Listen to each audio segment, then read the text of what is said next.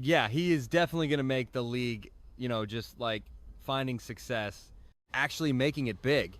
But that beef between LaMelo Ball and Julian Newman, it got heavy. Every time one of them made a move, the other got dragged right back into the conversation. Lately, the noise on both sides has been turned all the way up.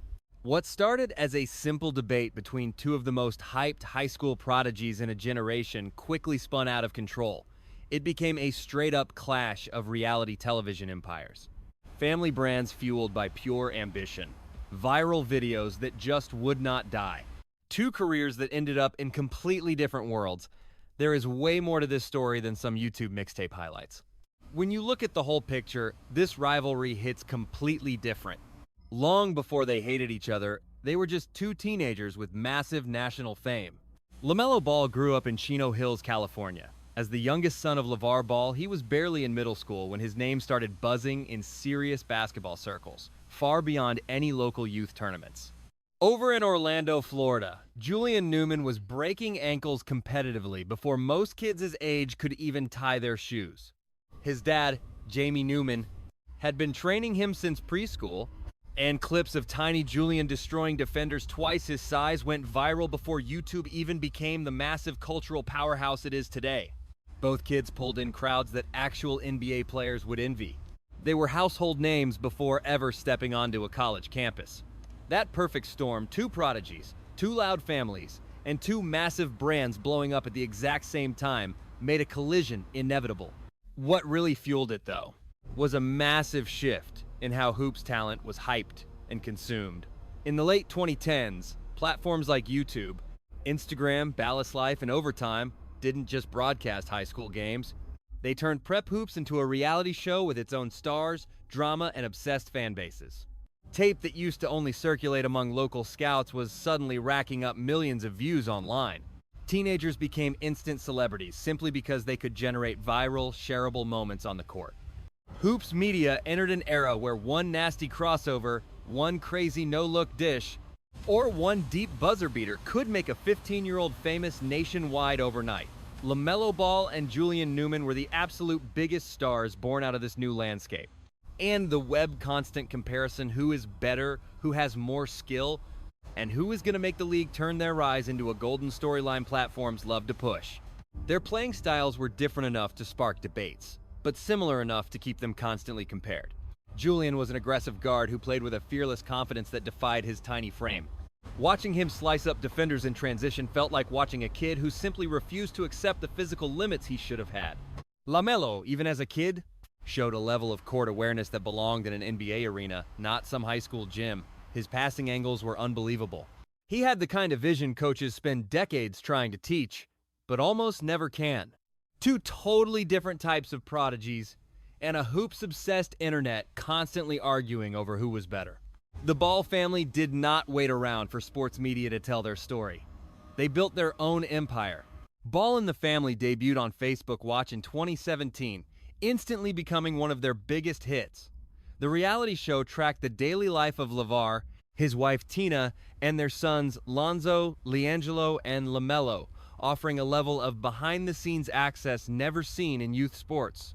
Fans watched LaMelo train and watched LeVar make his signature over-the-top claims, witnessing a family handle the heavy pressure of building a massive brand around raw hoops talent.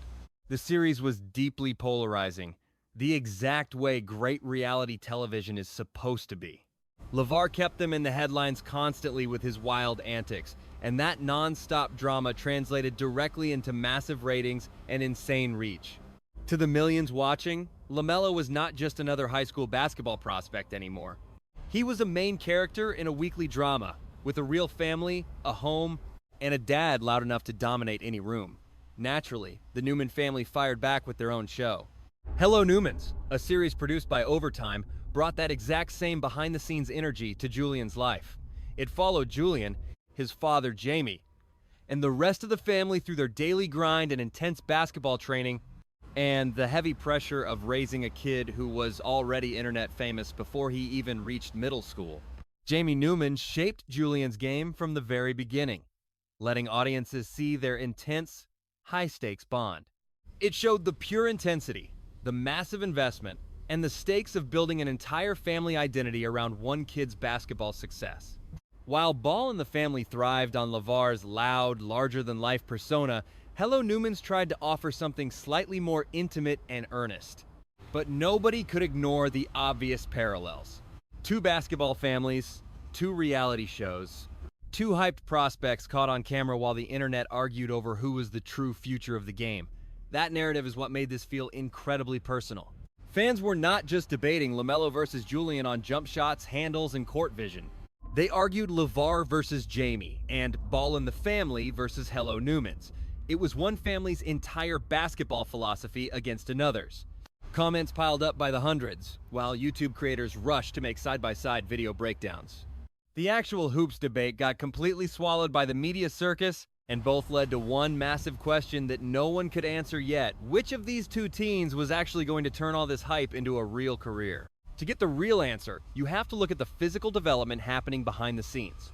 Julian stood 5'5", and while his style relied on the idea that height did not matter if you had his legendary handle and high IQ, the rest of the basketball world was not going to play along. He was severely undersized in a sport where height dictates matchups at every single level.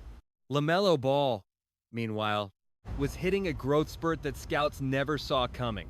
By his late teens, LaMelo was a towering 6'7", easily passing and scanning over the top of any defense, and athletic enough to finish at the rim. He had the guard skills to run an offense, but the size to crash the glass, switch defensively, and create absolute mismatches on every possession. The physical development of these two guards was heading in completely opposite directions, and those paths were bound to collide on a real court, producing a game that hoop fans would talk about for years.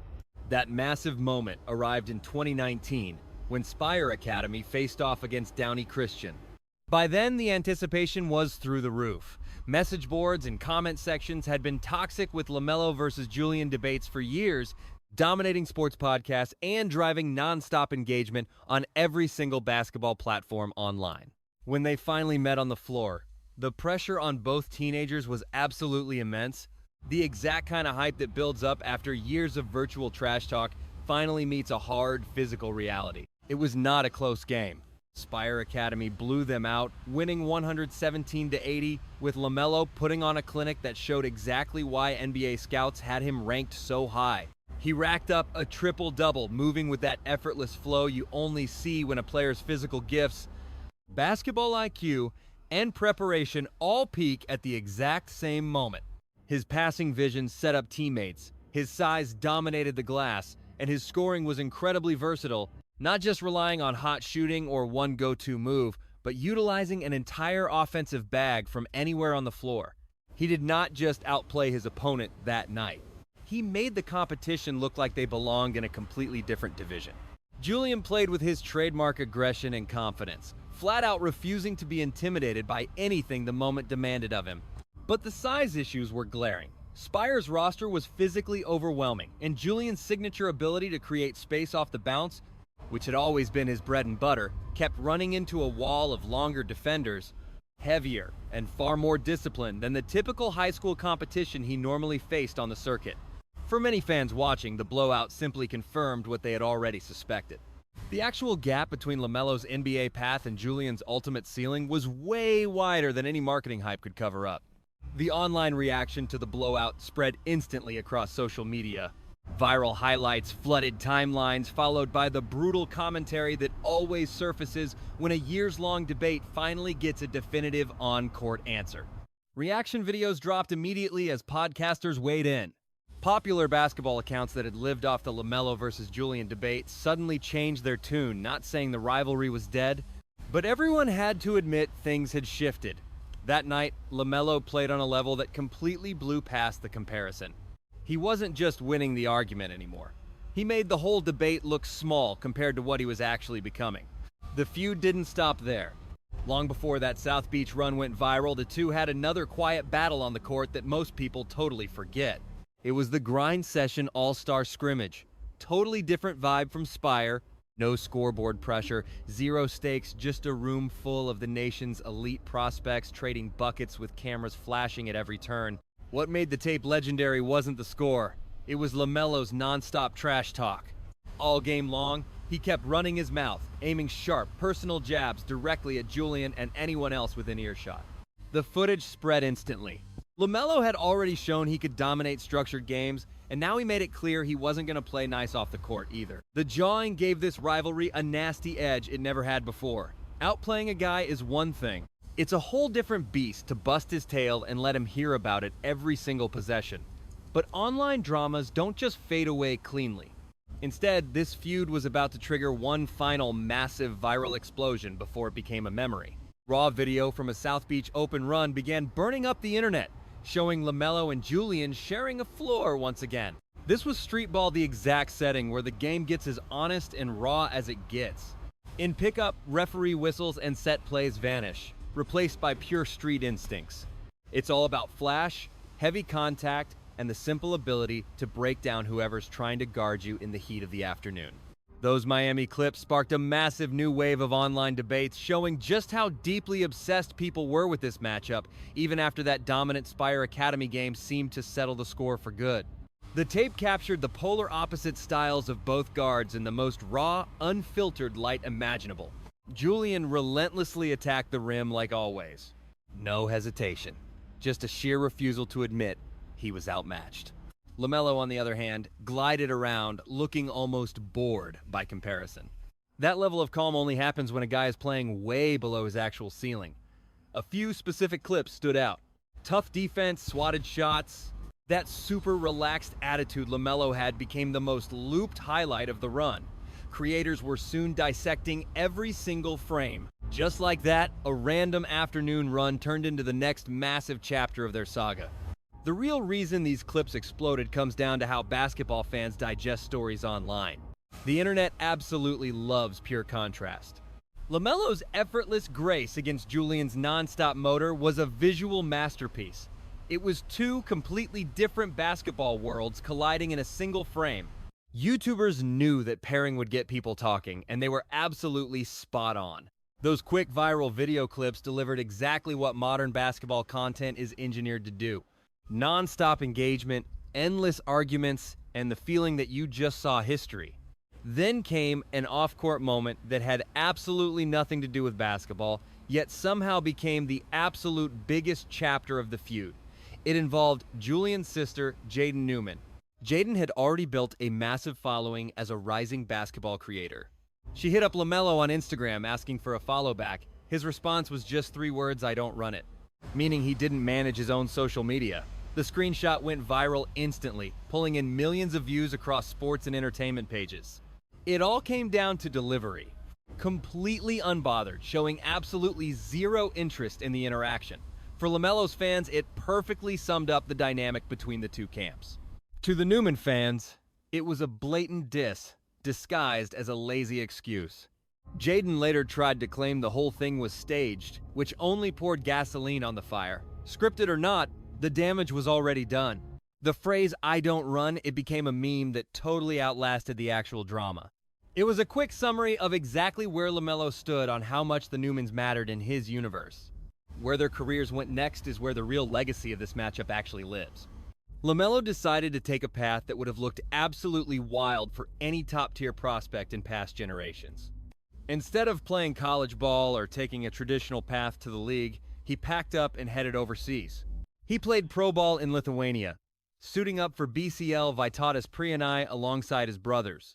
From there, he headed to Australia, joining the Illawarra Hawks in the hyper-competitive National Basketball League. He was battling grown men in a tough professional league before his 19th birthday. That grind did something for his game that high school never could. It taught him how to read pro defenses. He learned how to pace himself through a grueling pro season. More importantly, he figured out how to run an offense when his opponents were just as athletic as he was. So when the 2020 draft finally arrived, LaMelo wasn't just some viral hype tape. His professional mileage in 2 tough leagues gave scouts a far more complete evaluation than they ever get on typical college prospects. The Charlotte Hornets snatched him up 3rd overall, and he immediately secured the 2021 NBA Rookie of the Year award. All-Star nod next. He became the cornerstone of a franchise. That internet-famous kid who used to be just one half of a high school debate was now unquestionably a top-tier NBA star. Julian Newman's path split right where LaMelo's took off. Even though Julian had built one of the absolute biggest followings in youth basketball history, but Julian went completely undrafted in the NBA, and that traditional path to the pros we all expected from his early hype just didn't happen. Instead, Julian capitalized on an entirely new lane that the modern media landscape was making viable for the very first time in history.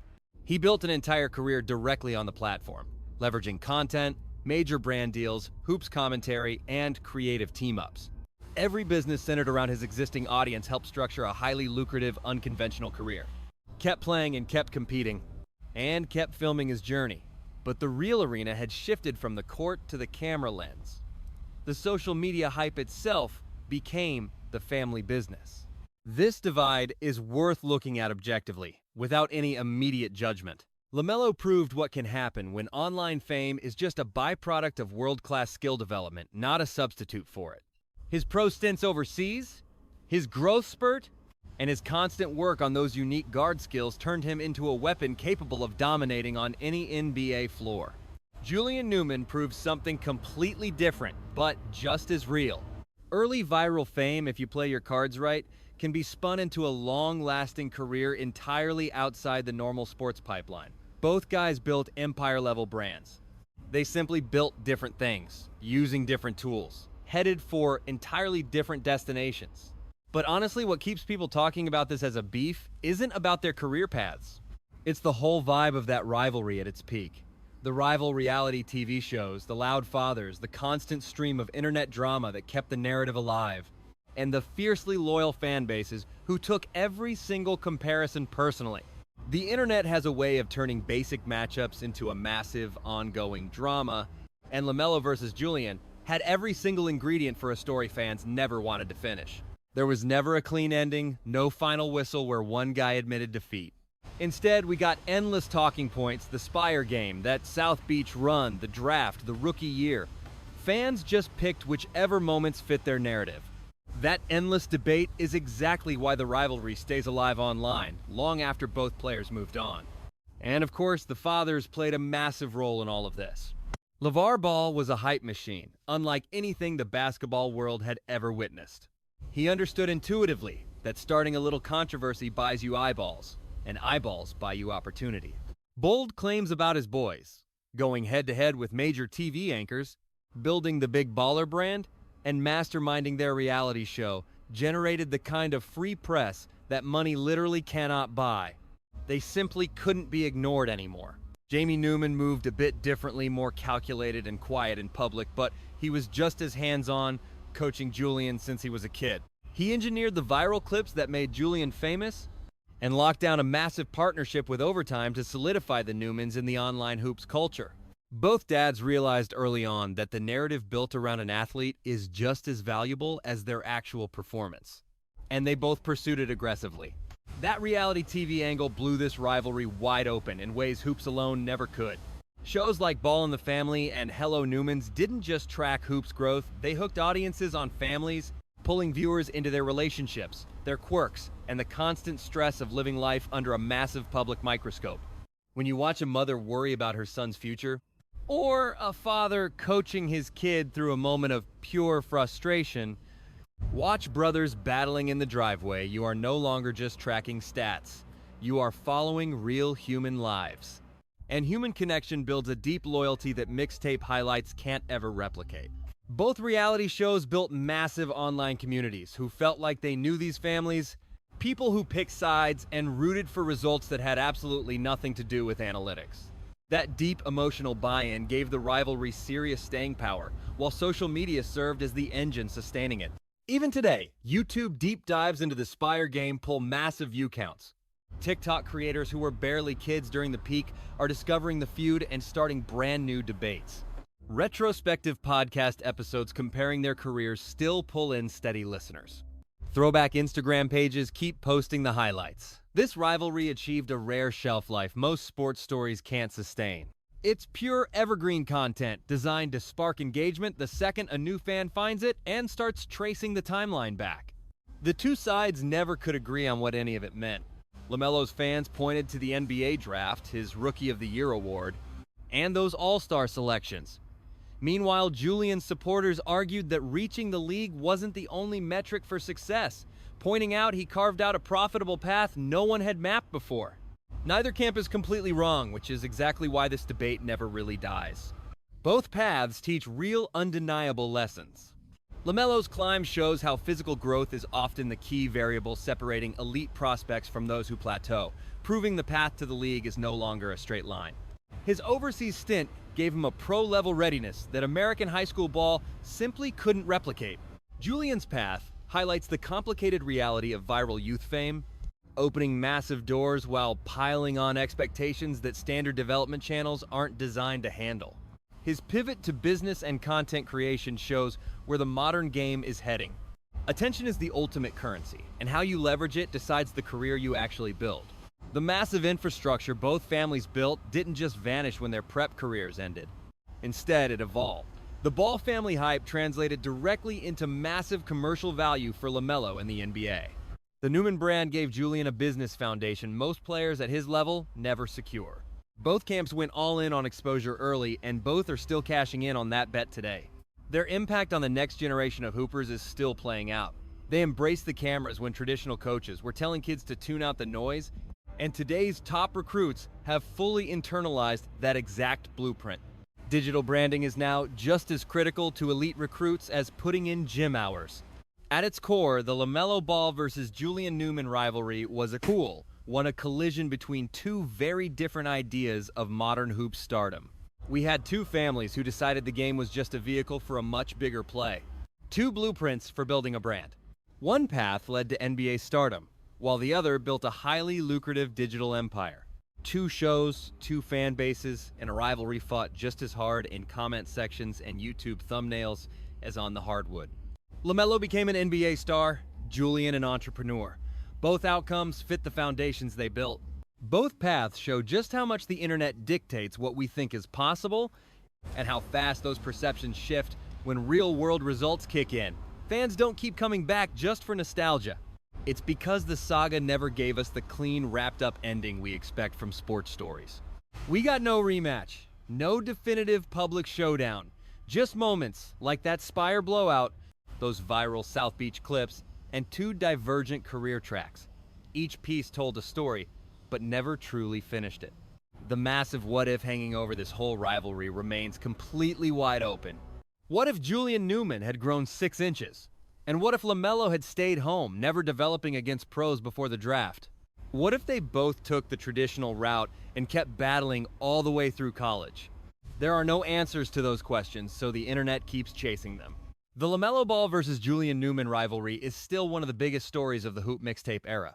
Not just because of the greatness it created, though, LaMelo did reach the absolute pinnacle of the sport, but because it showed with total clarity what happens when raw talent, ambition, family, media, and the internet all collide around two young athletes at the exact same moment. Some stories matter because they end. This one matters because, in a very real way, it never did. How do we even judge it? Does Julian Newman deserve more credit for turning viral hype into a real business on his own terms? Or was this matchup always destined to have only one winner? That is because the most compelling stories in this game are always the ones that those quick viral highlight reels can never actually explain on their own.